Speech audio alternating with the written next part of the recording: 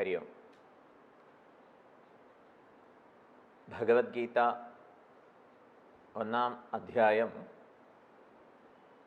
ഗീതോപദേശത്തിൻ്റെ പശ്ചാത്തലം വ്യക്തമാക്കുന്ന അധ്യായമാണ്.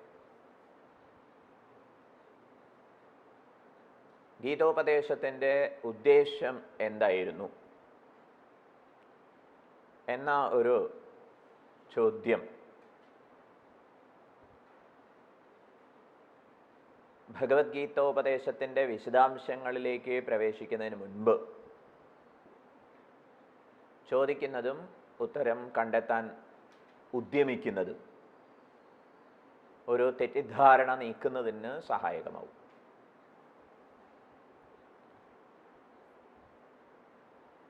ഗീതോപദേശം അനവധി ശ്ലോകങ്ങളിലൂടെയാണ് നമുക്ക് ലഭ്യമായിട്ടുള്ളത്. ഭഗവാൻ യുദ്ധത്തിൽ നിന്നും പിൻവാങ്ങാൻ നിശ്ചയിച്ച അർജുനനെ വീണ്ടും യുദ്ധം ചെയ്യാൻ തന്നെ, വീണ്ടും എന്ന് പറയാൻ കാരണം യുദ്ധം ചെയ്യാൻ വേണ്ടിയാണ് അർജുനൻ വന്നത്. യുദ്ധം ചെയ്യാൻ വന്ന അർജുനൻ പൊടുന്നനെ യുദ്ധം ചെയ്യുന്നില്ല എന്ന് തീരുമാനമെടുത്തു. അങ്ങനെ പിൻവാങ്ങിപ്പോകുന്ന അർജുനനെ വീണ്ടും യുദ്ധത്തിന് പ്രേരിപ്പിക്കാൻ വേണ്ടിയാണോ ഭഗവാൻ ഗീത ഉപദേശിച്ചത്? അങ്ങനെ ഒരു ചോദ്യം നമ്മൾ മുന്നിൽ വയ്ക്കുന്നു. ഭഗവത്ഗീതയിൽ പറഞ്ഞിട്ടുള്ള ആശയങ്ങളെ വളരെ ഉപരിപ്ലവമായ തലത്തിൽ സൂപ്പർഫിഷ്യലായിട്ട് പരിഗണിച്ചാൽ പോലും യുദ്ധത്തിൽ നിന്ന് പിൻവാങ്ങിയ ഒരാളെ വീണ്ടും യുദ്ധം ചെയ്യിപ്പിക്കാൻ ഇത്രയൊന്നും പറയണ്ട എന്ന് നമുക്ക് മനസ്സിലാവും. യുദ്ധത്തിൽ നിന്ന് പിൻവാങ്ങിയ ഒരാളെ വീണ്ടും യുദ്ധോദ്യുക്തനാക്കാൻ വേണ്ടുന്ന കാര്യങ്ങളല്ല അവിടെ പറഞ്ഞിട്ടുള്ളത്. മറിച്ച്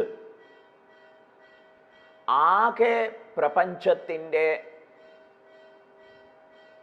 സുരക്ഷിതത്വവും അതുപോലെ തന്നെ ഐശ്വര്യാധിഷ്ഠിതമായ പുരോഗതിയും ഉറപ്പാക്കാൻ സഹായകമായ സമീപനം ചിന്താശേഷിയുള്ള മനുഷ്യൻ പുലർത്തേണ്ടതുണ്ട് എന്ന ആഹ്വാനമാണ് ഭഗവത്ഗീത മുന്നിൽ വയ്ക്കുന്നത്. ചിന്താശേഷിയുള്ള മനുഷ്യൻ എന്ന് പറയാൻ കാരണം മറ്റു ജീവജാലങ്ങളെ സംബന്ധിച്ചിടത്തോളം അവ സഹജമായ ധർമ്മത്തിനനുസരിച്ചേ ജീവിതഗതിയിൽ മുന്നേറൂ എന്ന് ഉറപ്പുള്ളതുകൊണ്ട് സാമാന്യേന പ്രകൃതിക്ക് അവയുടെ ജീവനം ഉപദ്രവകരം ആവില്ല. മറിച്ച് ചിന്താശേഷിയുള്ള മനുഷ്യനെ സംബന്ധിച്ചിടത്തോളം മറിച്ചും ചിന്തിക്കാൻ കഴിയുമെന്നുള്ളതുകൊണ്ട്, തീരുമാനമെടുക്കാൻ കഴിയുമെന്നുള്ളതുകൊണ്ട്, തീരുമാനം നടപ്പിലാക്കാൻ കഴിയുമെന്നുള്ളതുകൊണ്ട് സങ്കുചിത സ്വാർത്ഥത്തിന് വഴങ്ങി അവൻ ചെയ്തു പോകുന്ന പല കാര്യങ്ങളും പ്രത്യക്ഷത്തിൽ പ്രകൃതിയുടെയും ചുറ്റുപാടിൻ്റെയും സഹജീവികളുടെയും സുസ്ഥിതിക്ക് ചോദ്യചിഹ്നമാവും. പരോക്ഷമായി അഥവാ ക്രമത്തിൽ അവനവൻ്റെ തന്നെ നിലനിൽപ്പിന് അപകടമാവുകയും ചെയ്യും. ചിന്താശേഷി മനുഷ്യന് ലഭിച്ചതൊരു വരദാനമാണെന്ന് എണ്ണാമോ? അങ്ങനെ നമ്മൾ ചോദിച്ചു. കാരണം ശേഷിയെ അവൻ വേണ്ട പ്രകാരത്തിലല്ല വിനിയോഗിക്കുന്നതെങ്കിൽ അത് സങ്കുചിത സ്വാർത്ഥത്തിന് വേണ്ടി എന്ന് പറഞ്ഞാൽ ദൂരക്കാഴ്ചയില്ലാത്ത താൽക്കാലിക സന്തോഷങ്ങൾക്ക് വേണ്ടി എന്നർത്ഥം. അങ്ങനെ ചിന്താശേഷിയെ പ്രവൃത്തിയായിട്ട് പ്രയോജനപ്പെടുത്തി വന്നാൽ പ്രത്യക്ഷത്തിൽ അത് പരിസ്ഥിതിക്ക് നാശമുണ്ടാക്കും, ചുറ്റുപാടിന് നാശമുണ്ടാക്കും, പ്രകൃതിക്ക് ബുദ്ധിമുട്ടുണ്ടാക്കും, സഹജീവികൾക്ക് വലിയ ദ്രോഹമാകും. ക്രമേണ അവനവന് തന്നെ ബുദ്ധിമുട്ടാകും. അപ്പം ഇതിനെ വരദാനം എന്ന് എണ്ണാമോ? പക്ഷേ സ്രഷ്ടാവ് സർവേശ്വരൻ സ്രഷ്ടാവാണോ എന്ന ഒരു ചോദ്യത്തിന് പ്രസക്തിയുണ്ട്. അത് നമുക്ക് പിന്നീട് ഒരു അവസരത്തിൽ കൈകാര്യം ചെയ്യാം. ഏതായാലും സ്രഷ്ടാവ് സർവേശ്വരൻ മനുഷ്യന് ഇങ്ങനെ ഒരു ചിന്താശേഷി അനുഗ്രഹം നൽകിയത് വലിയ ഉപകാരമായിട്ടാണ്. അപ്പൊ ഉപകാരപ്പെടുത്താനുള്ള ദൗത്യമുണ്ട്. എങ്ങനെ ഉപകാരപ്പെടുത്തും എന്നുള്ള ചോദ്യത്തിനാണ് ശാസ്ത്രഗ്രന്ഥങ്ങൾ ഉത്തരം പറയുന്നത്. എങ്ങനെ ലഭിച്ച ചിന്താശേഷിയെ അവനവന്റെ പരിസരത്തിനും പ്രകൃതിക്കും സഹജീവികൾക്കും അവനവന് തന്നെയും ഉപകാരപ്പെടുമാറ് ഉപയോഗിക്കാം. ഈ ചോദ്യം വ്യക്തമായി എന്ന് വിചാരിക്കട്ടെ. ശാസ്ത്രഗ്രന്ഥങ്ങളൊക്കെ ചിന്താശേഷിയുള്ള ഋഷീശ്വരന്മാർ ചിന്താശേഷി കൊണ്ട് ഓരോരുത്തരും സാക്ഷാത്കരിക്കേണ്ടത് എന്തെന്ന് അന്വേഷിച്ച് ഇറങ്ങിത്തിരിക്കുകയും അതിനവരെ ആശ്രയിച്ചത് കാനനങ്ങളെയാണ്.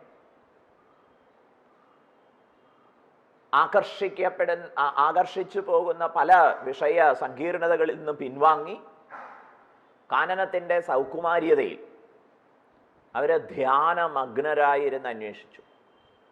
കണ്ടെത്തിയത് കേവലം അവർക്ക് മാത്രം പ്രയോജനപ്പെടുന്നതായിരുന്നില്ല, മാനവരാശിക്ക് മുഴുവൻ ഉപകാരപ്പെടുന്നതായിരുന്നു എന്നർത്ഥം. അതാണ് പങ്കുവയ്ക്കുന്നത്. വേദങ്ങളുടെ സാരമതാണ്, വേദാന്ത സാരമതാണ്. സ്വാഭാവികമായിട്ടും വേദാന്ത സാരമെന്ന് പ്രകീർത്തിക്കുന്ന ഭഗവത്ഗീതയുടെ വിഷയവും മറ്റൊന്നാവില്ല. ഭഗവത്ഗീതോപദേശത്തിൻ്റെ ഉദ്ദേശം അതുകൊണ്ട് ഈ വസ്തുത, മനുഷ്യന് ലഭിച്ചിട്ടുള്ള അനുഗ്രഹങ്ങളെ പൂർണ്ണമായി പ്രയോജനപ്പെടുത്തുന്നതിന് പുലർത്തേണ്ട സമീപനത്തെക്കുറിച്ച്, ഉൾക്കൊള്ളേണ്ട സിദ്ധാന്തത്തെക്കുറിച്ച്, പ്രായോഗിക വശങ്ങളെക്കുറിച്ചൊക്കെയാണ് പറയുന്നത്. അല്ലായിരുന്നെങ്കിൽ ഭഗവത്ഗീത അധ്യായങ്ങൾ എങ്ങനെയായിരിക്കും വികസിക്കുക? സൈന്യങ്ങളുടെ കണക്കെടുപ്പ്, യോദ്ധാക്കളുടെ ശാരീരിക ഭാഷ, ഇങ്ങനെയൊക്കെ ഓരോരോ അധ്യായങ്ങൾ പുരോഗമിക്കണമായിരുന്നു. ഒടുവിൽ ഭഗവാൻ അർജുനനോട് പറഞ്ഞു, ഇത്രയൊക്കെ ഞാൻ പറഞ്ഞത് നിനക്ക് മനസ്സിലായെങ്കിൽ യു സ്റ്റാർട്ട്. അങ്ങനെയാകുമായിരുന്നു. ഇവിടെ നമ്മെ വിഷമിപ്പിക്കുന്ന ഒരു ചോദ്യം, അർജുനൻ യുദ്ധത്തിൻ്റെ പരിണിത ഫലമായി സംഭവിച്ചു പോയേക്കാവുന്ന ദുരന്തത്തെക്കുറിച്ച് പറഞ്ഞതൊന്നും നമുക്ക് നിഷേധിക്കാൻ പറ്റില്ല. അങ്ങനെ കുറേ കാര്യങ്ങൾ നിരത്തി കഴിഞ്ഞു, കുറച്ചുകൂടി കാര്യങ്ങൾ നിരത്താനുണ്ട്. ഇതിൻ്റെ പശ്ചാത്തലത്തിൽ അർജുനൻ എടുത്ത ഒരു തീരുമാനം, ഞാൻ യുദ്ധം ചെയ്യുന്നില്ലെന്നൊരു തീരുമാനം, സമാജത്തിന് ഉപകാരമല്ലേ ആവുക? ഒരു വശത്ത് യുദ്ധത്തിൻ്റെ പരിണതിയായി സംഭവിക്കാൻ പോകുന്നതിൻ്റെ ദുരന്ത ചിത്രം കേൾക്കുമ്പോൾ തമ്മിൽ ഭേദം യുദ്ധം ചെയ്യാതിരിക്കുകയല്ലേ എന്ന് തോന്നിപ്പോയേക്കാം. അങ്ങനെ യുദ്ധം ചെയ്യണ്ടെന്ന് തീരുമാനിക്കുന്ന അർജുനനെ അതല്ല എന്ന് യുദ്ധത്തിലേക്ക് വലിച്ചിഴച്ച ഭഗവാൻ വലിയ അനീതിയല്ലേ ചെയ്തത്? ഈ ഒരു ചോദ്യം നമ്മെ ശല്യം ചെയ്തേക്കാം. ഏതായാലും അർജുനന്റെ വാദഗതികളെ അർജുനൻ ഉദ്ദേശിക്കാത്ത അർത്ഥത്തിൽ പോലും പരിഗണിച്ച് പഠിക്കുന്നത് അന്യായമല്ല. കാരണം ഇന്നത്തെ കാല അവസ്ഥയിൽ പെരുകി വരുന്ന പല കാര്യങ്ങളും പല യുദ്ധങ്ങൾക്ക് ശേഷവും ഇവിടെ സംഭവിച്ചിട്ടുള്ളതാണ്. ഇനിയൊരു യുദ്ധത്തെക്കുറിച്ച് സ്വപ്നം കാണാതിരിക്കുക എന്നുള്ളത് പ്രധാനമാണ്. കാരണം മനുഷ്യന് പുതിയ സങ്കേതങ്ങൾ, കാര്യങ്ങളെ യുദ്ധത്തിലേക്ക് വലിച്ചഴയ്ക്കുന്നതിന് പകരം പുതിയ സങ്കേതങ്ങൾ ഉപയോഗിച്ചുകൊണ്ട് മൂല്യങ്ങളെ പുനഃസ്ഥാപിക്കാനും സാംസ്കാരിക, ധാർമ്മിക, സാമൂഹിക ജീവിതങ്ങളെ ഉദ്ധരിക്കാനും കുടുംബജീവിതങ്ങളെ പുഷ്കലമാക്കാനും ഇന്ന് കഴിയും. ആ ഒരു പരിസരത്തിൽ ആരും യുദ്ധത്തെക്കുറിച്ച് സ്വപ്നം കാണാതിരിക്കട്ടെ. അതുകൊണ്ട് അർജുനന്റെ യുദ്ധപരിണതിയെക്കുറിച്ച് നടത്തിയിട്ടുള്ള പ്രഭാഷണത്തെ തീർച്ചയായിട്ടും മോഹകലുഷിതമായ ബുദ്ധിയോടെയാണ് അർജുനൻ സംസാരിക്കുന്നത്. സംഭവിച്ച ചിദാനന്ദപുരി സ്വാമിജികൾ അർജുനന്റെ വാക്യങ്ങളൊന്നും ആരും പ്രമാണമായി ഉദ്ധരിക്കരുതേ എന്ന് നിർദ്ദേശിക്കുന്നുണ്ട്. എങ്കിൽ പോലും തീർച്ചയായിട്ടും ഇന്ന് ആരും യുദ്ധത്തെ സ്വപ്നം കണ്ടുകൂടാ എന്നുള്ളതുകൊണ്ട് അർജുനന്റെ വാക്യങ്ങളെ നമ്മൾ പഠിക്കുന്നു. ഭഗവാൻ ആ വാക്യങ്ങളെ പരിഗണിച്ചിട്ടുണ്ട് എന്ന വസ്തുതയും ചൂണ്ടിക്കാണിക്കപ്പെട്ടിട്ടുണ്ട്. അത് നമുക്ക് ശ്രദ്ധിക്കാം. ഭഗവാൻ യുദ്ധത്തിന് അർജുനനെ പ്രേരിപ്പിച്ചു എന്ന് പറയുന്നതിനേക്കാൾ ഒരിടത്ത് ശങ്കര ഭഗവത്പാദരുടെ ഒരു പ്രയോഗമുണ്ട് ഭാഷ്യത്തിൽ. ഭഗവത്ഗീത ഒരു വിധി ശാസ്ത്രമല്ല, മോക്ഷശാസ്ത്രമാണ്. അപ്പൊ അവിടുത്തെ വിധി പ്രസ്താവന എങ്ങനെ പരിഗണിക്കണം? പറയണു, കർത്തവ്യം അനുസരിക്കപ്പെടേണ്ട അവസ്ഥയിൽ അതിന് വന്നു ചേർന്ന ഒരു കരടിനെ നീക്കുക മാത്രമേ ചെയ്യുന്നുള്ളൂ. ചിലപ്പോൾ വാഹനങ്ങൾക്കൊക്കെ ഈ ഒരു ബുദ്ധിമുട്ടുണ്ടാവും. പെട്രോളിൽ കരട് കൊടുങ്ങുക എന്നാണ് അവർ അതിന് ഉപയോഗിക്കുന്ന ഒരു ഭാഷ. അങ്ങനെ വന്നു കഴിഞ്ഞാൽ പെട്രോൾ ലഭ്യമാവില്ല. അപ്പം നമ്മൾ അത്ഭുതപ്പെടും. ടാങ്കിൻ്റെ ഒരു സിഗ്നൽ ഉണ്ടല്ലോ, അത് നോക്കുമ്പോൾ അത് ഫുള്ളാണ്, പക്ഷെ വണ്ടി സ്റ്റാർട്ടാവുന്നില്ല. ഇങ്ങനെ തള്ളി വർക്ക്ഷോപ്പിൽ കൊണ്ടാക്കി കഴിഞ്ഞാൽ ഇതറിയുന്ന വിദ്വാന്മാരവിടെ ഉണ്ട്. അവരെന്ത് ചെയ്യും? ഏതൊക്കെയോ ഒന്ന് ഊരി വലിച്ചു എന്നിട്ട് ഇങ്ങനെ സക്ക് ചെയ്ത് കളയും, തുപ്പിക്കളയും.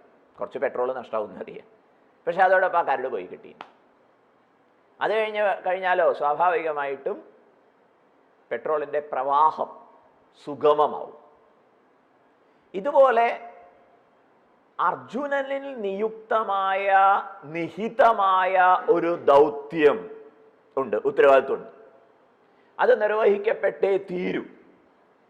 അത് യഥാവിധി നിർവഹിക്കപ്പെടുന്നതിന് തടസ്സമായ ഒരു കരടായി ശോകമോഹം, ആചാര്യസ്വാമികളുടെ ഭാഷ ഉദ്ധരിച്ചു പറഞ്ഞാൽ, അർജുനനെ ബാധിച്ചു. ആ ശോകമോഹങ്ങളെ ദൂരീകരിക്കുക എന്ന ഒരു കാര്യം മാത്രമേ ഭഗവാൻ ചെയ്തിട്ടുള്ളൂ. ശോകമോഹ അപനയന മാത്രം ന വിധി. ഇവിടെ ഇൻസ്ട്രക്ഷൻ ഒന്നുമില്ല എന്ന് പറയും. എന്താ പറയുക, ഡു എന്നുള്ള നിർദ്ദേശമില്ല. It is up to you to do, or it is up to you to decide to do. ചെയ്യണോ എന്ന് തീരുമാനിക്കേണ്ടതൊക്കെ നിങ്ങളുടെ കാര്യം. ഭഗവത്ഗീതയ്ക്ക് മുന്നിൽ വെക്കാനുള്ളത് ഈ വൈവിധ്യമാർന്ന പ്രപഞ്ചത്തിന്റെ ഉത്പത്തിയെ സംബന്ധിച്ചും സ്ഥിതിയെ സംബന്ധിച്ചും വിലയനത്തെ സംബന്ധിച്ചും അവിടെ ഓരോ പദാർത്ഥങ്ങളുടെ ധർമ്മ സവിശേഷതകളെ സംബന്ധിച്ചും ആകത്തുകയിലുള്ള പ്രപഞ്ചത്തിന്റെ സാക്ഷാത്കാരങ്ങളെ സംബന്ധിച്ചും വ്യക്തികളുടെ സാക്ഷാത്കാരങ്ങളെ സംബന്ധിച്ചും ഒക്കെയുള്ള പാരസ്പര്യത്തിന്റെ പാഠങ്ങൾ, സമരസതയുടെ പാഠങ്ങൾ, ഇതൊക്കെ പങ്കുവെക്കുക എന്നുള്ളതാണ് ഗീതോപദേശത്തിന്റെ മുഖ്യ ലക്ഷ്യം. ഇത് ഓരോരുത്തരും അവരവരുടെ വൈചാരികവും വർണ്ണാധിഷ്ഠിതവുമായ പശ്ചാത്തലത്തിൽ നിന്നുകൊണ്ട് കേൾക്കുമ്പോൾ അവരവർക്ക് അവരവരുടേതായ സ്വധർമ്മ നിശ്ചയത്തിനുള്ള പ്രേരണ ലഭിക്കും. അത് ശ്രേയസ്കരമാവുകയും ചെയ്യും. പറഞ്ഞ കാര്യം ഒരിക്കൽ കൂടി ആവർത്തിക്കട്ടെ. ഗീതോപദേശം ഓരോരുത്തരും അവരവരുടേതായ വൈകാരികം എന്ന് പറഞ്ഞാൽ ജന്മജന്മാന്തരങ്ങളിൽ സമാഹരിച്ചിട്ടുള്ള ഇഷ്ടാനിഷ്ടങ്ങളുടെ രാഗദ്വേഷങ്ങളുടെയൊക്കെ ഒരു പശ്ചാത്തലമുണ്ട്. ബോധമനസ്സെന്നും ഉപബോധ മനസ്സെന്നൊക്കെ പറയും. അതിനും അപ്പുറത്ത് വൈചാരിക പശ്ചാത്തലമുണ്ട്, വർണ്ണവ്യവസ്ഥയുടേതായ പശ്ചാത്തലമുണ്ട്. ഓരോരുത്തരെയും സ്വാധീനിക്കുന്ന, സഹജമായി സ്വാധീനിക്കുന്ന സത്വരജസ്തമോ ഗുണങ്ങളുടേതായ ചേരുവയുണ്ട്. ഇതിൻ്റെയൊക്കെ പശ്ചാത്തലത്തിൽ ഓരോരുത്തരും അത് കേൾക്കുമ്പോൾ, ഗീതോപദേശം കേൾക്കുമ്പോൾ അവരവരുടേതായ സ്വധർമ്മത്തെ സംബന്ധിക്കുന്ന നിശ്ചയവും പ്രചോദനവും ഉണ്ടാവുമെന്നുള്ളത് തീർച്ചയായിട്ടും മൊത്തം മാനവരാശിയുടെ, സമാജത്തിൻ്റെ, രാഷ്ട്രത്തിൻ്റെ, വ്യക്തിയുടെ, കുടുംബത്തിൻ്റെ ഒക്കെ ശ്രേയസ്സിന് ഉപകാരമാവുന്ന കാര്യമാണ്. അതുകൊണ്ടാണ് ഭഗവത്ഗീത ഇക്കാലമത്രയും വിചാരം ചെയ്യാൻ ശേഷിയുള്ളവരുടെ ഇടയിൽ മറ്റ് പ്രലോഭനങ്ങളോ ഭീഷണികളോ ഇല്ലാതെ ഏറെ പ്രചരിതമായി കാണുന്നത്. ഭഗവത്ഗീത വ്യാപകമായി പ്രചരിതമാവുന്നതിൻ്റെ പിറകിൽ ആരും പ്രലോഭനത്തെ മുന്നിൽ വെച്ചിട്ടില്ല, ഭീഷണിയെ വ്യാപകമായിട്ടൊന്നും മുഴക്കിയിട്ടില്ല. മറിച്ച് ചിന്തിക്കുന്നവർക്ക് കൗതുകം തോന്നുന്നു. അങ്ങനെ ഭഗവത്ഗീത പ്രചരിതമാവും. കാരണം ഇത് ആഗോള തലത്തിൽ മാനവരാശിക്ക് ഉപകാരപ്പെടുന്ന, ഓരോരുത്തർക്കും അവരവരുടേതായ ജീവിതത്തിൻ്റെ അർത്ഥം തേടി കണ്ടെത്താൻ, സാക്ഷാത്കാരങ്ങൾ സ്വന്തമാക്കാനുള്ള നിർദ്ദേശ പത്രികയാണ്.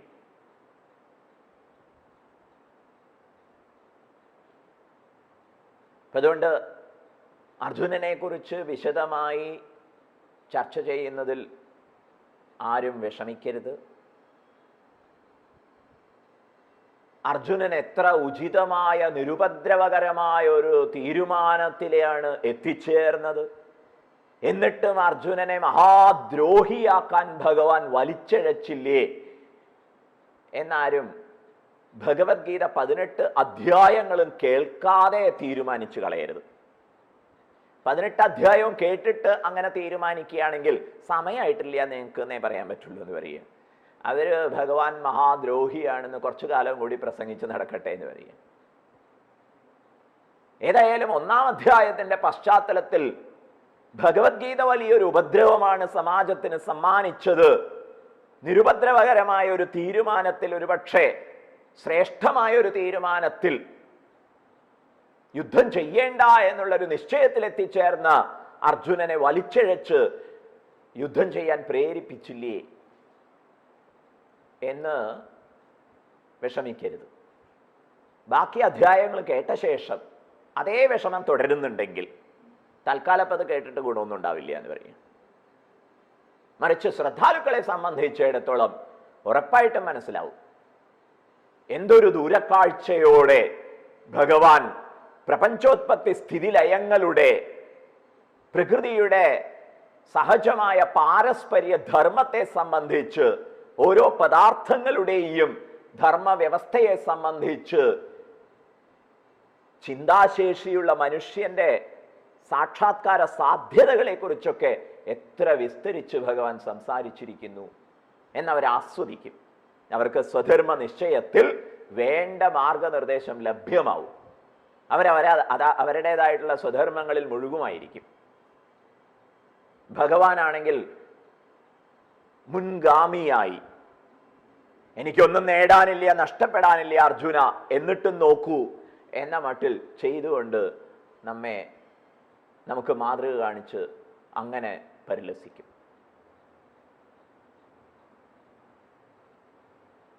ഈ വസ്തുത വിചാരം ചെയ്യുന്നു വിചാരിക്കട്ടെ.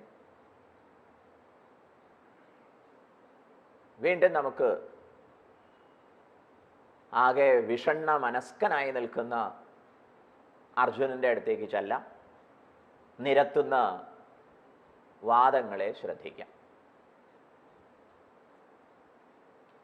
ഭഗവാൻ അർജുനന്റെ അവസ്ഥകളൊക്കെ കേട്ട് എന്താണ് പറഞ്ഞു തുടങ്ങിയത്, എങ്ങനെയാണ് ആശയങ്ങളെ വിപുലീകരിക്കുന്നത് എന്നത് അതിഗംഭീരമായ വസ്തുതയാണ്.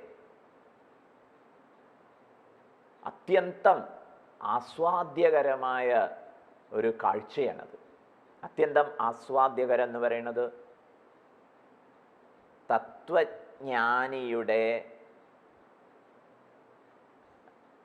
തത്വജ്ഞാനത്തിൻ്റെ മൂർത്തിമത് ഭാവമാണ് ഭഗവാൻ കൃഷ്ണൻ.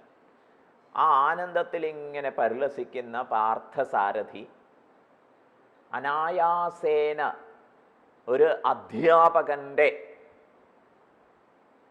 സവിശേഷതകളോടെ അർജുനെ ഉദ്ധരിക്കുകയാണ്. അത് ഗംഭീരമായിട്ടുള്ളൊരു കാഴ്ചയാണ്. അത് നമുക്ക് പതുക്കെ കാണാം. ഒരു ചോദ്യവും ഉത്തരവും കൂടി പറഞ്ഞതിന് ശേഷം നമുക്ക് വീണ്ടും അർജുനൻ്റെ അടുത്തേക്ക് പോവാം. ചോദ്യം ഇതാണ്: അർജുനൻ എന്തായിരുന്നു ചെയ്യേണ്ടിയിരുന്നത്? ഇത്രയൊക്കെ പറഞ്ഞ ശേഷം അർജുനൻ ഹിമാലയത്തിലേക്ക് പോവുക. അർജുനൻ തന്നെ മുന്നിൽ വെച്ച ഒരു ഉപായമാണത്. ഇതിനേക്കാൾ ഭേദം ഭിക്ഷാടനമാണ് എന്ന് ഞാൻ കരുതുന്നു. അതെനിക്ക് കൂടുതൽ ശ്രേയസ് തരുമെന്ന് ഞാൻ വിചാരിക്കുന്നു. ഭഗവാൻ അത് ശരിയെന്ന് തേര് ഹിമാലയത്തിലേക്ക് തെളിച്ചു വിട്ടാൽ അർജുനൻ രക്ഷപ്പെടും. അവിടെ സന്നിഹിതരായവരൊക്കെ പിരിഞ്ഞു പോവും. അവർക്കൊക്കെ അത് ശ്രേയസ്കരമാവുമോ? ആലോചിച്ച് നോക്കണം.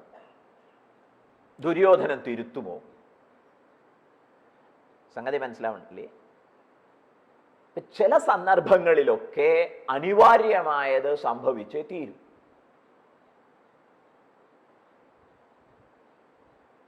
ഐക്യരാഷ്ട്രസഭ രൂപീകരിച്ചത് യുദ്ധരഹിത ലോകത്തെ ലക്ഷ്യമാക്കിക്കൊണ്ടാണ്. അവരെന്തിന് സൈനികരെ ഒരുക്കി നിർത്തുന്നു? ചിലപ്പോൾ അവർ യുദ്ധം തന്നെ സംഘടിപ്പിക്കാറുണ്ട്. ഐക്യരാഷ്ട്രസഭയ്ക്ക് സൈന്യമുണ്ട്, യുദ്ധം സംഘടിപ്പിക്കാറുണ്ട്. എന്തിനു വേണ്ടി? സമാധാനം ഉറപ്പിക്കാൻ വേണ്ടിയുള്ള ചില ഇടപെടലുകൾ. ഈ ഒരു അഹിംസയുടെ പാഠം, അഹിംസ എന്നത്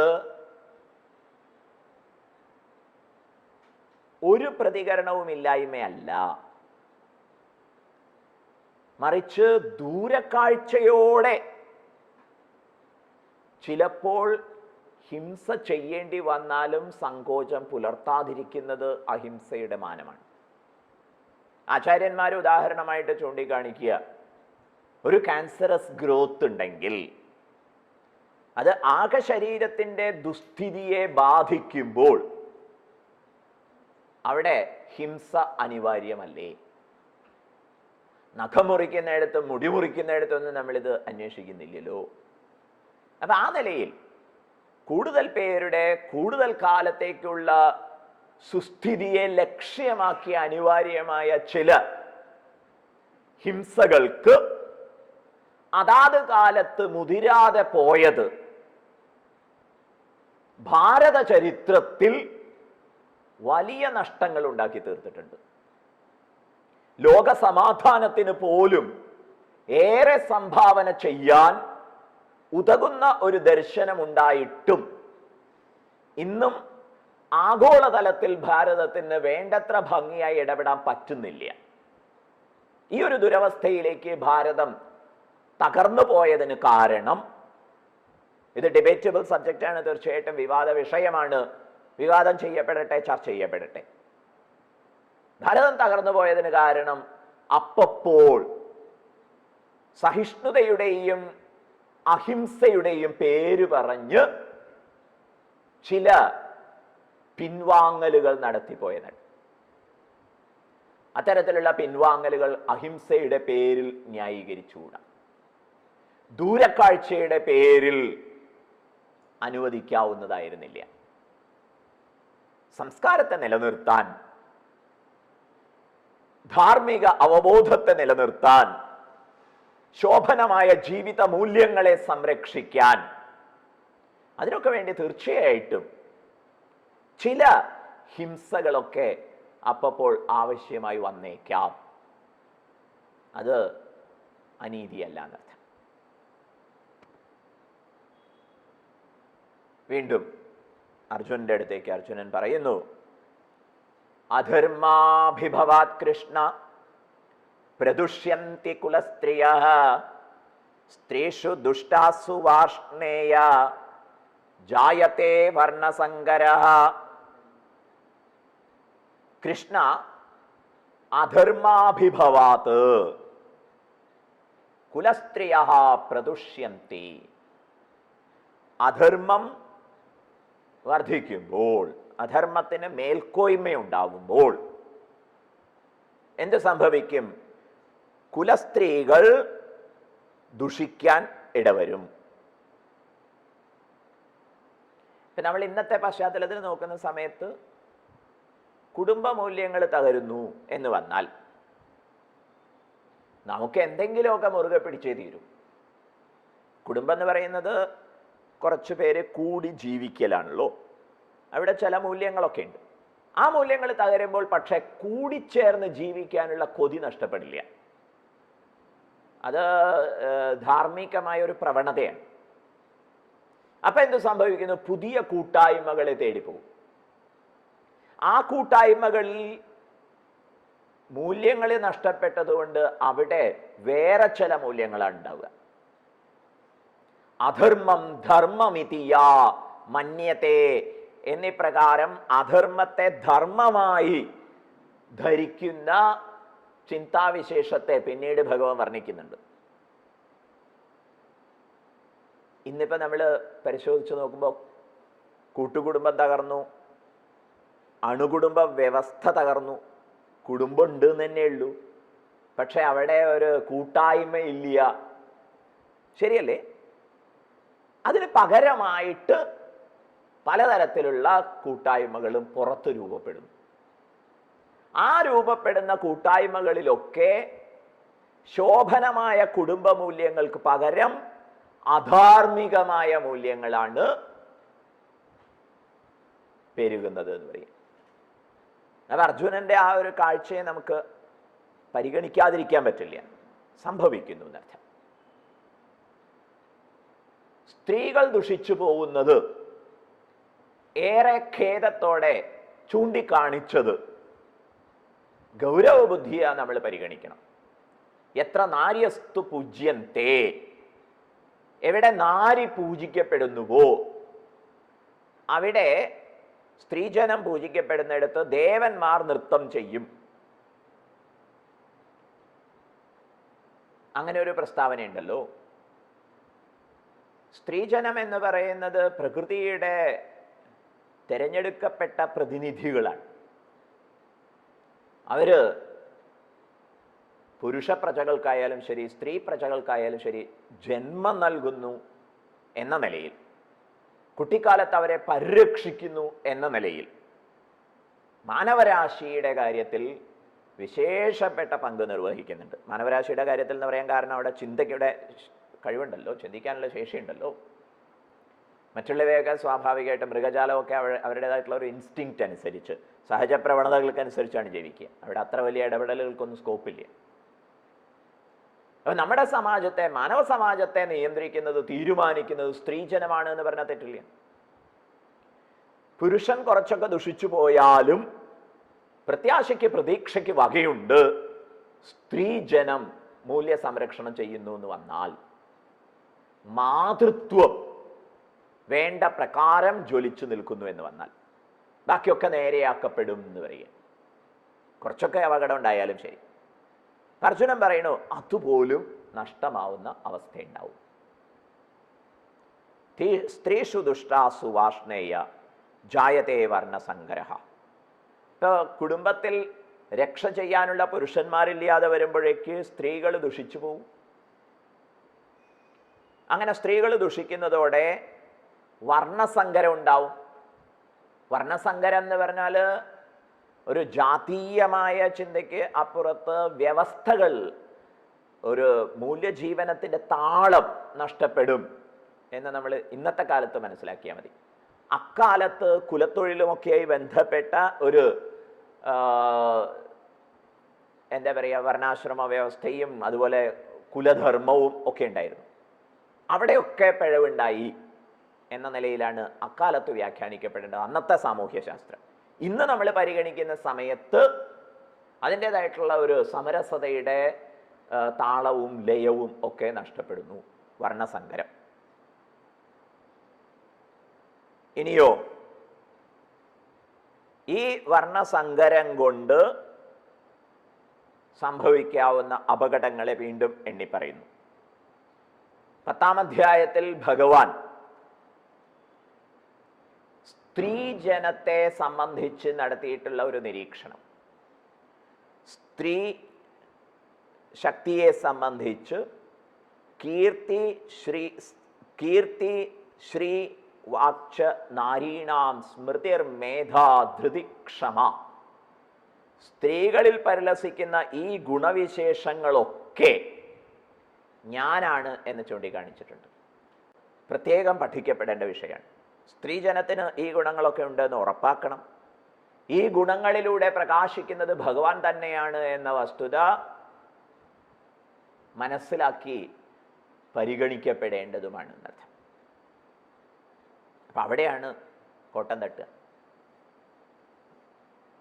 ഡോക്ടർ ലക്ഷ്മി കുമാരി അമ്മ സീതാദേവിയെ സംബന്ധിച്ച് ഒരു പുസ്തകം എഴുതിയിട്ടുണ്ട്. സീതാദേവിയെ സംബന്ധിച്ചും അതുപോലെ സാവിത്രിയെ സംബന്ധിച്ചും അങ്ങനെയുള്ള പുരാണ ഇതിഹാസങ്ങളിലും ഉപനിഷത്തുകളിലുമൊക്കെ പ്രകീർത്തിക്കപ്പെട്ടിട്ടുള്ള ഒരുപാട് നാരീരത്നങ്ങൾ, അവരെക്കുറിച്ചൊക്കെ നമുക്ക് ധാരാളം പഠിക്കാൻ വകയുണ്ട്. പക്ഷെ നമ്മുടെ ഒരു സ്വഭാവം എന്താ, വിദേശികൾ എന്താ പറഞ്ഞിട്ടുള്ളത്. ഏതായാലും അമ്മ അവിടെ ഹിലാരി ക്ലിൻ്റനെ കോട്ട് ചെയ്തുകൊണ്ട് ഒരു പാസേജ് പ്രസിദ്ധീകരിച്ചിട്ടുണ്ട്. അതിവിടെ ഉദ്ധരിക്കട്ടെ. എന്താ കാരണം? ഈ ഒരു ആശയത്തിന് പുറത്തും ഇപ്പോൾ അംഗീകാരം കിട്ടി വരുന്നുണ്ട്. അത് നമുക്ക് പ്രയോജനപ്പെടുത്താൻ കഴിയണം. വിവേകാനന്ദ സ്വാമികൾ വളരെ ആവേശത്തോടു കൂടിയാണ് പറയുക, എത്രയോ രാമന്മാരുണ്ടാകാം, പക്ഷേ സീത അത് ഒന്നു മാത്രം. അങ്ങനെ സീതാദേവിയുടെ മഹത്വത്തെ സ്വാമികൾ ആവേശത്തോടെ വർണ്ണിക്കുന്നുണ്ട്. ആ ഒരു സന്ദേശത്തിന് ഇന്ന് ലോകവ്യാപകമായി അംഗീകാരം കിട്ടുന്നുണ്ട്. അഥവാ അവിടെ എവിടെയെങ്കിലുമൊക്കെ ചില ഒളിമിന്നലുകൾ കാണുന്നുണ്ട്. അത് നമുക്ക് പ്രയോജനപ്പെടുത്താൻ കഴിയണമെന്ന് പറയും. മൂല്യാധിഷ്ഠിതമായ ഒരു ജീവിതത്തിൻ്റെ പാഠം അതാര് പഠിപ്പിച്ചു കൊടുക്കും, ആർക്ക് സാധിക്കും എന്നതിനെ സംബന്ധിച്ച് ഹിലാരി ക്ലിൻ്റൺ നടത്തിയ നിരീക്ഷണം. Earth and nature are not separate from human civilization. ഭൂമി, പ്രകൃതി, ഇതൊക്കെ നമ്മുടെ സാംസ്കാരിക മുന്നേറ്റ വിഷയത്തിൽ വളരെ പ്രസക്തമാണ്. അത് വേറിട്ടവയല്ല. We are part of whole and the whole reflects in all of us. നമ്മൾ പൂർണ്ണതയുടെ ഭാഗമാണ്. നമ്മളിൽ ഓരോരുത്തരിലും പൂർണ്ണതയുടെ പ്രകാശമുണ്ട്. It must all start from home.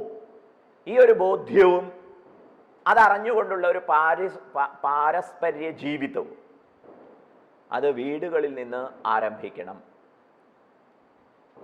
this transfer of holistic feeling, action and wisdom should reach to the children through the love in the heart of the mother, who alone understand the meaning and fullness of love based on oneness, and how it should be taught through her own acts of sacrifice and service. ഈ ഒരു പാഠം എല്ലാറ്റിൻ്റെയും ആധാരമായ ഉണ്മയെ സംബന്ധിക്കുന്ന ബോധ്യത്തിൻ്റെ സ്നേഹ സേവന ത്യാഗ പാഠം പഠിപ്പിക്കാൻ ഒരമ്മയുടെ ഹൃദയത്തിനാണ് കഴിയുക. ഇത് നമുക്ക് പുതുമയുള്ള പാഠമല്ല. പക്ഷെ വിദേശത്ത് ഒരാൾ ഇപ്രകാരം നിരീക്ഷിക്കുന്നത് പ്രത്യാശ തരുന്ന ഒരു കാര്യമാണ് എന്നർത്ഥം. ഈ വണ്ണസിനെ സംബന്ധിച്ചല്ലേ നമ്മൾ രാപ്പകല് ഓർമ്മിക്കുന്നത്, ആസ്വദിക്കുന്നത് എന്ന് പറയും. പക്ഷെ അതിൻ്റെ ഒരു പാഠം പഠിപ്പിക്കാൻ ആർക്കാ സാധിക്കുക? ആ ഒരു ഫീലിംഗ് പങ്കുവയ്ക്കാൻ, ആ ഒരു സേവനത്തിൻ്റെ പാഠം, ത്യാഗത്തിൻ്റെ പാഠം പകർന്നു നൽകാൻ ആർക്കേ സാധിക്കുള്ളൂ? ഒരു അമ്മയുടെ ഹൃദയത്തിനെ സാധിക്കുള്ളൂ. അവർ തുടരുന്നു, to be a mother is a great challenge as well as a fulfilling full time job. ഒരമ്മയായിരിക്കുക എന്നുള്ളത് അതിന് അതിൻ്റെതായിട്ടുള്ള വെല്ലുവിളികളൊക്കെ ഉണ്ട്. പക്ഷെ അതൊരു ഫുൾ ടൈം ജോബാണ്. പാർട്ട് ടൈം ജോബാക്കാൻ പറ്റില്ല എന്നൊരു ഫുൾ ടൈം ജോബാണ്. And it is a fulfilling job also. അതിൻ്റെ ഒരു നിർവൃതി, അതിന് സാധിക്കുന്നത് വളരെ ആഴമുള്ള കാര്യങ്ങളാണ് എന്ന് നിരീക്ഷിക്കപ്പെട്ടിരിക്കുന്നു. One lesson from the experiences of last several decades teaches us is that where women prosper, countries prosper. Future of the world would undoubtedly be safer in the heart of the mother than in the brain of a father. ഒരച്ഛൻ്റെ മസ്തിഷ്കത്തെക്കാൾ അമ്മയുടെ ഹൃദയത്തിലാണ് ഭാവി സുരക്ഷിതമായിരിക്കുന്നത് എന്ന് പറയും. എവിടെ സ്ത്രീജനം അഭിവൃദ്ധിയെ നമ്മളവിടെ ഐശ്വര്യ സമ്പന്നമായ എന്ന് കൂട്ടിച്ചേർക്കും, മൂല്യാധിഷ്ഠിതമായ എന്നും കൂടി പരിഗണിക്കും. അഭിവൃദ്ധിയെ പ്രാപിക്കുന്നുവോ ആ രാഷ്ട്രം പുരോഗമിക്കുന്നു. ആ ജനമാണ് ശരിക്കും സിവിലൈസ്ഡ്, കൾച്ചേർഡ് ആവുക.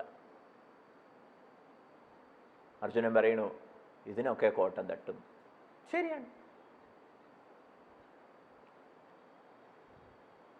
ഇപ്പൊ പ്രകൃതി വിഭവ ശേഷിയെ ഭോഗം ചെയ്യുന്ന ചൂഷണ സമീപനത്തിൽ നിന്നും പ്രകൃതിയെ അമ്മയെ പോലെ സ്നേഹിച്ച് സേവിക്കുന്ന ദോഹന സമീപനത്തിലേക്ക്, പരസ്പര ഭാവനയുടെ സമീപനത്തിലേക്ക്, സഹവർത്തിത്വത്തിൻ്റെ സമീപനത്തിലേക്ക് ഉയരണം എന്ന് പറയും. അങ്ങനെ ഒരു ജീവിത പാഠം ഭഗവത്ഗീത സവിസ്തരം പ്രതിപാദിച്ച് തരുന്നുണ്ട്. അതൊക്കെ സാധിക്കണമെങ്കിൽ പക്ഷേ സംഗതമായ യുദ്ധം ചെയ്യേണ്ടതുണ്ട്. അത് അർജുനൻ്റെ സ്വധർമ്മമാണ്. അർജുനനെ തൽക്കാലം ഹിമാലയത്തിൽ കൊണ്ടുപോയി വിട്ടാൽ 4 ദിവസം കഴിയുമ്പോൾ ആൾ തിരിച്ചു വരും. കാരണം അവിടെ ഭിക്ഷ കിട്ടിയില്ലെങ്കിൽ ആൾ വലിയ കോലാഹലം ഉണ്ടാക്കാൻ സാധ്യതയുണ്ട്. നാണാവില്ല ഇത്ര ചെറുപ്പത്തിൽ തന്നെ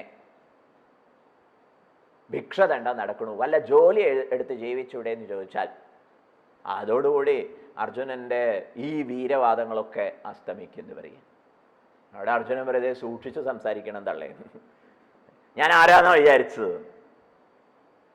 ലോകൈക ധനുർധരനായ പാർത്ഥനാണ് ഞാൻ, ദ്രോണരുടെ പ്രിയ ശിഷ്യൻ, ഭീഷ്മരുടെ പേരക്കിടാവ്, ദുര്യോധനന്റെ ദുസ്വപ്നം, കർണന്റെ പ്രതിദ്വന്ദ്. ഇങ്ങനെ ഒരാവശ്യമില്ല, അവിടെ പ്രസംഗിക്കേണ്ട കാര്യമില്ല. പക്ഷെ ഇത് പുറത്തു വരുന്നു മതി. അപ്പൊ അതിൻ്റെ ഒരു വാസനാക്ഷയത്തിന് തീർച്ചയായിട്ടും ഇവിടെ അർജുനൻ എടുക്കേണ്ട തീരുമാനമുണ്ട്.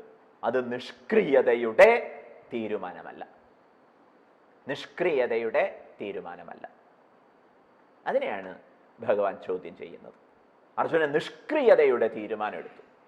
ഈ വാദഗതികളൊക്കെ ശരി, പക്ഷേ ഇവിടെ എന്താണ് കരണീയമായിട്ടുള്ളത്, ശ്രേയസ്കരമായിട്ടുള്ളത്, അത് തിരിച്ചറിയുന്ന കാര്യത്തിൽ അർജുനൻ പരാജയപ്പെട്ടു. അവിടെ ഉപദേശം ആവശ്യമായിരുന്നു എന്ന് പറയും. സങ്കരോ നരകായൈവ കുലഘ്നാനാം കുലസ്യ ച പതന്തി പിതരോ ഹ്യേഷാം ലുപ്തപിണ്ഡോദക ക്രിയാഃ കുലഘ്നാനാം കുലസ്യ ച സങ്കരഃ നരകായ ഏവ. കുലം നശിപ്പിച്ചവർക്ക്,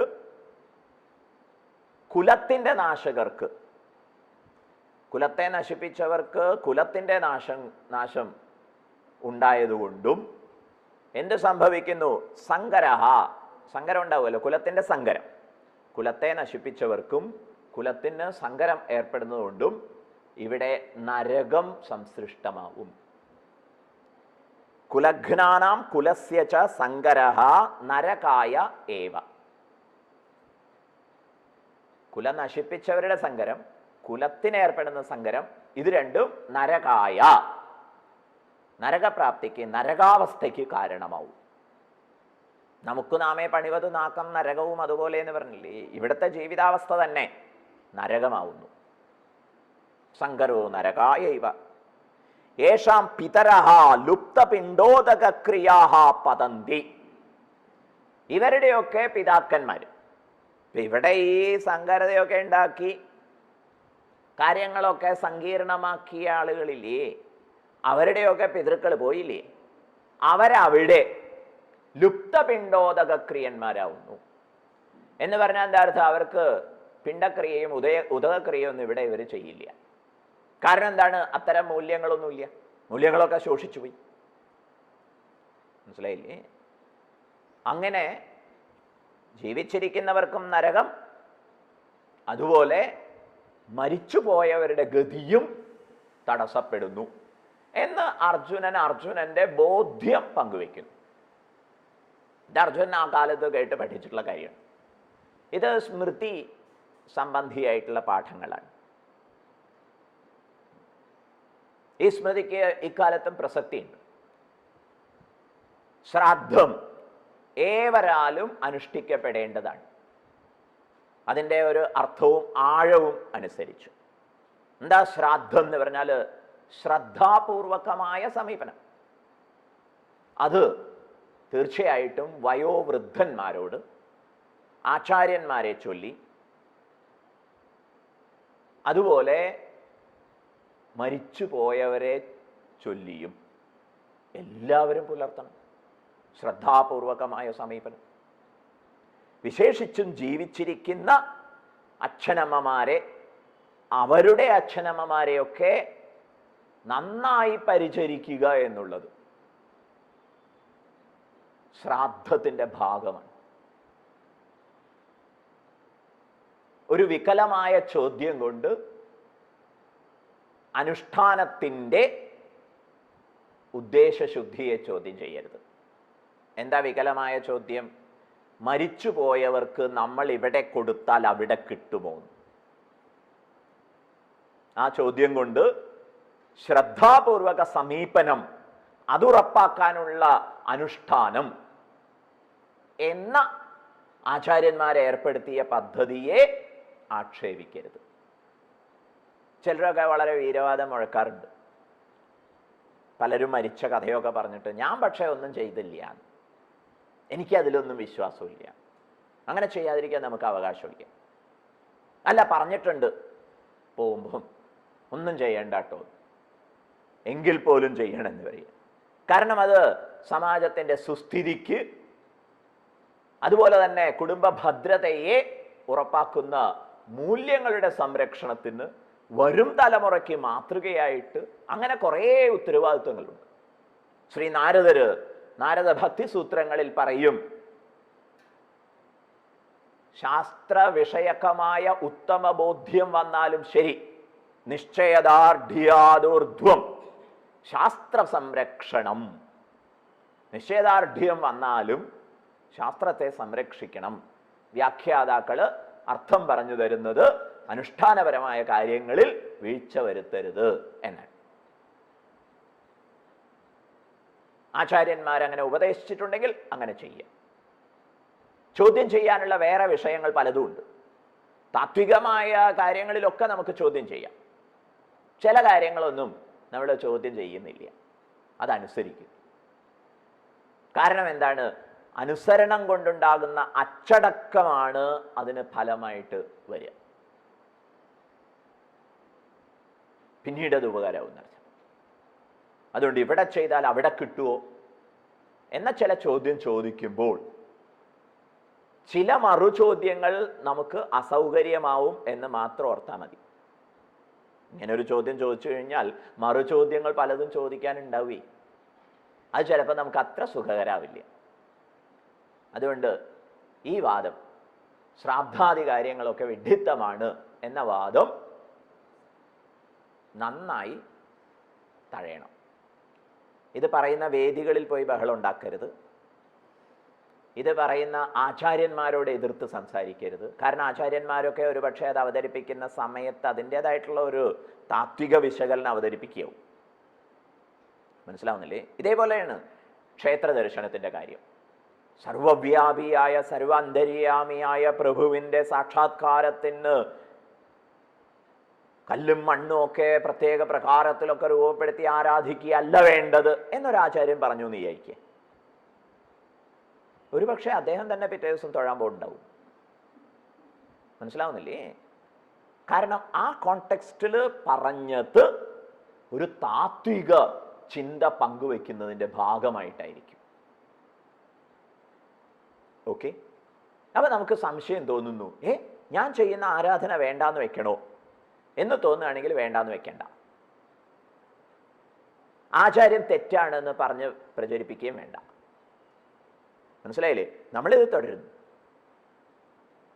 ഏതുപോലെ അഹം ബ്രഹ്മാസ്മി അല്ലെങ്കിൽ തത്വമസി എന്ന വിഷയം വിചാരം ചെയ്യുന്നതിൻ്റെ ഭാഗമായിട്ട് നമ്മൾ ഭക്ഷണമൊന്നും ഉപേക്ഷിക്കുന്നില്ല.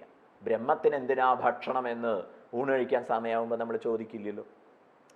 അങ്ങനെയുള്ള പ്രായോഗികതയൊക്കെ നമുക്കറിയാം. അവിടെ നമ്മൾ ആചാര്യൻ വെറുതെ പറയുകയാണ്, കള്ളനാണ് എന്ന് ആക്ഷേപിക്കുന്നില്ല.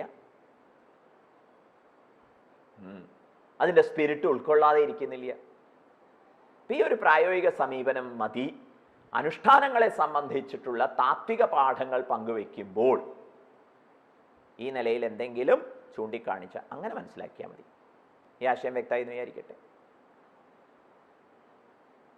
അപ്പം നമുക്ക് ആരുടെ പ്രസ്താവനയും എതിർക്കാനല്ല ആവേശം ഉണ്ടാവേണ്ടത്, താത്വികമായി മനസ്സിലാക്കാനുള്ള ഉത്സാഹം ഉണ്ടായിക്കോട്ടെ. അനുഷ്ഠാനങ്ങളെ കൈവെടിയും വേണ്ട. ഓക്കെ. പതന്തി പിതരോ ഹ്യേഷാം ലുപ്ത പിണ്ടോദക ക്രിയ. പൂർവസൂരികളെ മുഴുവൻ ആദരിക്കുന്നത് അവരേതൊരു മൂല്യത്തിന് വേണ്ടി ജീവിതത്തെ സമർപ്പിച്ചുവോ ആ മൂല്യങ്ങളെ സാക്ഷാത്കരിക്കുന്നതിൻ്റെ പാതയിൽ നമുക്ക് തീർച്ചയായിട്ടും ഉപകാരം പകരും എന്നുള്ള കാര്യത്തിൽ സംശയമില്ല. അതുകൊണ്ട് ശ്രദ്ധയോടെ ശ്രാദ്ധാദി ആചാരങ്ങളെ അനുഷ്ഠിക്കണം. നമുക്ക് വേണ്ടി ഒരുപാട് ചെയ്ത് ലോകം വെടിഞ്ഞു പോകുന്നവർക്ക് വേണ്ടി 10-12 ദിവസം മറ്റെല്ലാ കാര്യങ്ങളും മാറ്റിവെച്ച് ഇരിക്കാൻ നമുക്ക് നേരമില്ലെങ്കിൽ നമ്മുടെ ജീവിതത്തിന് എന്താ ഒരു മൂല്യമുള്ളത് എന്ന് ചോദിക്കുക. ഇത്തരം ചോദ്യങ്ങളാണ് ശ്രാദ്ധാനുഷ്ഠാനവുമായി ബന്ധപ്പെട്ട് ഉന്നയിക്കപ്പെടേണ്ടത്. അത് നമ്മൾ അവരോട് കാണിക്കുന്ന ഒരു പ്രതിബദ്ധതയും സമാദരവും സ്നേഹവും ഒക്കെ അല്ലേ ചോദിക്കുക. അപ്പം അതിലൊന്നും നോട്ടക്കുറവ് വരുത്താതിരിക്കണമേ എന്ന് പ്രാസംഗികമായി പറഞ്ഞോട്ടെ. കാരണം ഈ വിഷയത്തിൽ ചില വികല്പങ്ങളൊക്കെ സമാജത്തിലുള്ളതായിട്ട് പലരും ചൂണ്ടിക്കാണിക്കുന്നു. എങ്ങനെ വന്നു എന്നൊന്നും നമ്മൾ അന്വേഷിച്ച് വലയണ്ട. ഇതാണ് ആ വിഷയത്തിൽ നമുക്ക് മുന്നിൽ വയ്ക്കാനുള്ള ആശയം. ആദരണീയമായ അനുഷ്ഠാനം ആണ്, ഉപകാരപ്പെടും. ഓക്കെ. വീണ്ടും അർജുനൻ പറയുന്നു, ദോഷൈരേതേ കുലഘ്നാനാം വർണ്ണസങ്കര കാരകൈഹി ഉത്സാദ്യന്തേ ജാതിധർമാഹ കുലധർമാശ്ച ശാശ്വതാഃ ഉത്സന്ന കുലധർമാണാം മനുഷ്യാണാം ജനാർദ്ദന നരകേ നിയതം വാസഃ ഭവതീത്യനു ശുശ്രുമ. വീണ്ടും കേട്ട ലൗകികവും വൈദികവുമായ ഒരു പാഠത്തെ മുൻനിർത്തിയും അപകടം അറിയിക്കുന്നു.